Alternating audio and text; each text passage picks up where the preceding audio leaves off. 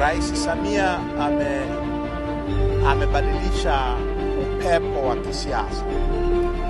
Anazungumza na wapinzani, anazungumza na sisi Chadema kuhusiana masuala yote yanayotatiza nchi yetu. Amefungulia wafungwa wa kisiasa, amefuta kesi nyingi zikiwemo za kwangu mimi, nilikuwa nazo 6 za bure tu.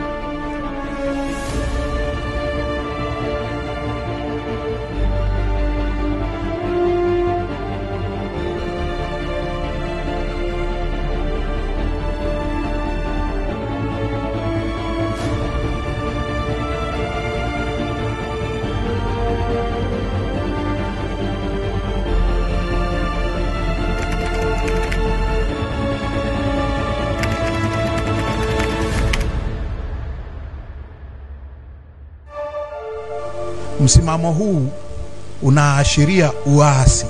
Ni kweli. Ni kweli. Kwa sababu tunasema tutazuia uchaguzi.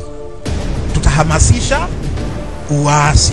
Huu uchaguzi tutavuruga huu uchaguzi. Kwa sababu tunaenda kukirukisha vibaya sana.